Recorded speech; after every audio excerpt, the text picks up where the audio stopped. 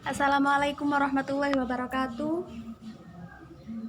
Di sini saya akan menerangkan konsep modal sosial dalam Islam.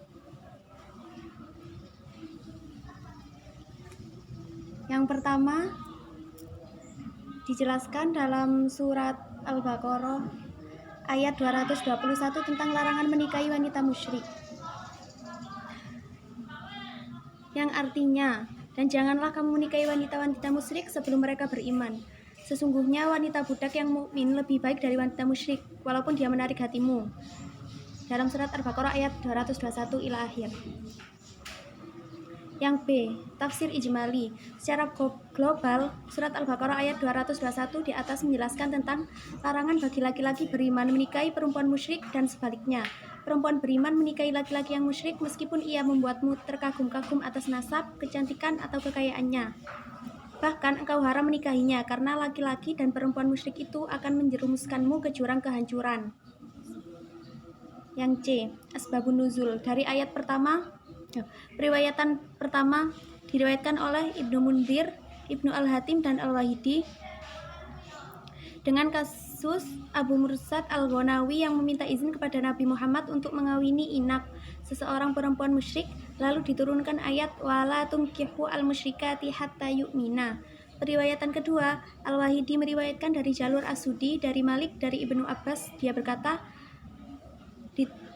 wala amatun mukminatun diturunkan berkaitan dengan kasus Abdullah bin Rawaha yang memiliki seorang budak perempuan hitam.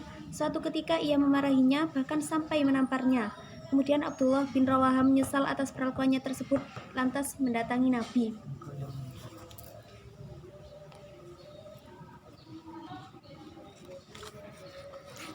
D. Ayat yang berkaitan dengan Quran surat Al-Baqarah ayat 221, yaitu Quran surat Al-Maidah ayat 5. Artinya, pada hari ini dihalalkan bagimu yang baik-baik, makanan sembelihan orang yang diberi Alkitab itu halal bagimu, dan makanan kamu halal pula bagi mereka.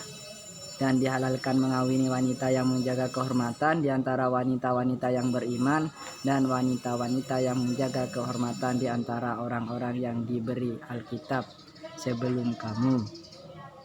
Bila kamu telah membayar mas kawin mereka dengan maksud menikahinya, tidak dengan maksud berzina, dan tidak pula menjadikan gundik-gundik, barang siapa yang kafir sudah beriman, tidak menerima hukum-hukum Islam, maka hapuslah amalannya, dan ia di hari kiamat termasuk orang-orang merugi. Penafsiran Quran surat Al-Baqarah ayat 221. Al-Mumtahanah ayat 10 dan Al-Maidah ayat 5 memiliki makna yang bertingkat. Ayat pertama melarang muhotob mengawini orang musyrik, baik laki-laki muslim mengawini perempuan musyrik maupun sebaliknya.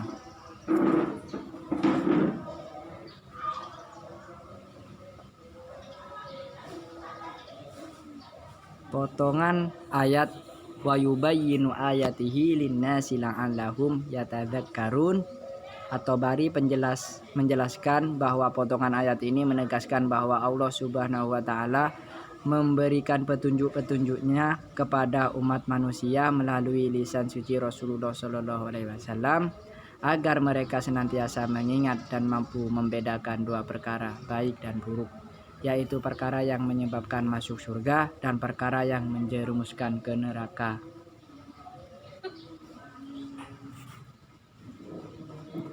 F. Fikih ayat.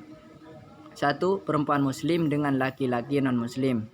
2. Laki-laki muslim dengan perempuan musyrik penyembah berhala. 3. Laki-laki muslim dengan perempuan ahli kitab. 4. Laki-laki muslim dengan perempuan sobiyah, majusi, dan lainnya. G. Analisis. Permasalahan kawin beda agama ini sebenarnya adalah masalah klasik yang telah banyak dibahas baik di kalangan santri pesantren dengan bahsul masailnya maupun akademis perguruan tinggi Islam. Terjadi perbedaan di kalangan ulama fikih di dalam fikih munakohat Perbedaan itu bisa dikategorikan menjadi dua kelompok. Pertama, laki-laki muslim menikahi dengan perempuan non-muslim. Kedua, perempuan muslimah menikahi dengan laki-laki non-muslim.